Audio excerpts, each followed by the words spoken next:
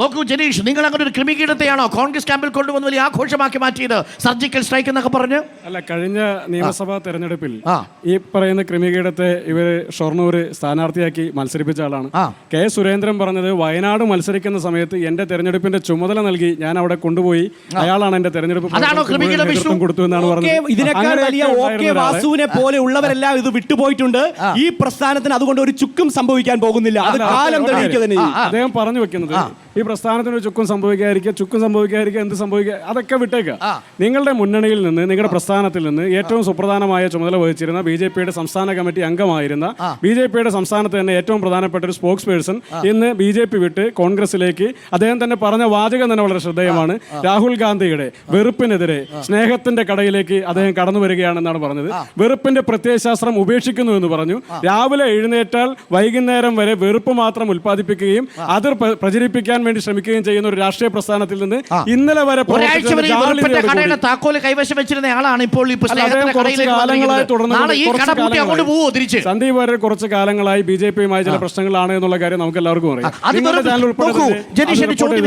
സന്ദീപ് വാര്യർക്ക് BJPയുമായിട്ടുണ്ടായിരുന്നത് പ്രത്യയശാസ്ത്ര വിഷയമാണോ സംഘടനാപരമായ വിഷയമാണോ? അല്ല, സന്ദീപ് വാര്യർക്ക് BJPയുമായി ഉണ്ടായിരുന്ന പ്രശ്നങ്ങളിൽ പ്രത്യയശാസ്ത്രപരമായ ഒരു ഇടപെടൽ അവിടെ ഉണ്ടായില്ല എന്നുള്ളിടത്താണ് ആ പ്രസ്ഥാനത്തിന്റെ സീറ്റ് വേണമെന്ന് ആഗ്രഹം, അദ്ദേഹത്തിന് ഇവിടെ വേദിയിൽ ഇരിക്കണമെന്ന് ആഗ്രഹം. ആ ആഗ്രഹത്തിന്റെ പുറത്ത് പാർട്ടിയിൽ നിന്ന് ഇറങ്ങി വന്നാൽ നിങ്ങൾ പിടിച്ചുടനെ ഒരു മുഖമാക്കി മാറ്റി ഞങ്ങൾ പിടിച്ചുടനെ ഇപ്പൊ ഇടതുപക്ഷം ചെയ്ത പോലെ ഞങ്ങൾ പിടിച്ചുടനെ സ്ഥാനാർത്ഥിയൊന്നും ആക്കിയില്ലല്ലോ. ഞങ്ങൾ അദ്ദേഹം ഈ പ്രസ്ഥാനത്തിലേക്ക് കടന്നു വരാൻ തയ്യാറായി, ഞങ്ങൾ അദ്ദേഹത്തെ സ്വീകരിച്ചു. അയാൾ ഈ പ്രസ്ഥാനവുമായി ബന്ധപ്പെട്ട ആശയങ്ങളോട് പൊരുത്തപ്പെട്ടു പോകാൻ തയ്യാറാണെന്ന് പറഞ്ഞു. അത് മനസ്സിലാക്കാൻ വേണ്ടി പക്ഷേ അദ്ദേഹം രാഹുൽ വിശേഷിപ്പിച്ചത് യഥാർത്ഥ അപ്പു ഇതാരാണെന്ന് തിരിച്ചറിയണമെങ്കിൽ നിങ്ങൾ സ്കാൻ ചെയ്യണമെന്നാണ്. വ്യാജ സ്ഥാനാർത്ഥിയാണെന്ന് വരെ പറഞ്ഞു രാഹുൽ മാങ്കൂട്ടത്തിൽ. അദ്ദേഹം തന്നെ പറഞ്ഞല്ലോ, ഇന്നലെ വരെ ഞാൻ വിശ്വസിച്ചിരുന്ന അല്ലെങ്കിൽ ഞാൻ പ്രവർത്തിച്ചിരുന്ന പ്രസ്ഥാനത്തിന് വേണ്ടി ആ പ്രസ്ഥാനം പറയുന്ന എല്ലാ വാചകങ്ങളും അതുപോലെ തന്നെ പറഞ്ഞിട്ടുണ്ട് എന്നുള്ള കാര്യം അദ്ദേഹം പറഞ്ഞു. അതിന്റെ ജാള്യതയോട് കൂടിയാണ്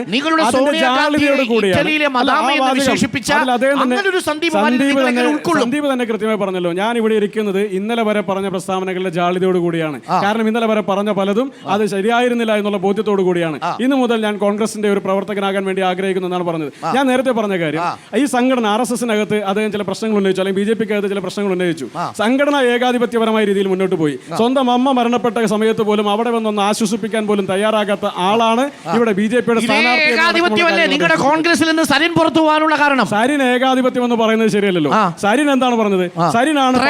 സരിനാണ് പാലക്കാട് മത്സരിക്കാൻ പറ്റുന്ന സ്ഥാനാർത്ഥി. അതാരാ പറഞ്ഞത്? സരിൻ മാത്രമാണ് പറഞ്ഞത്. അത് തയ്യാറാകാതെ വരുമ്പോൾ 1.5-3 കൊല്ലം മുമ്പാണ് സരിനെ ഞങ്ങൾ ഒറ്റപ്പാലത്ത് മത്സരിപ്പിച്ചത്. ഒറ്റപ്പാലത്ത് മത്സരിപ്പിച്ച് 3.5 കൊല്ലം കഴിയുന്നതിന് മുമ്പ് പാലക്കാട് വരുന്ന തെരഞ്ഞെടുപ്പിൽ എല്ലാ തെരഞ്ഞെടുപ്പിലും അയാൾക്ക്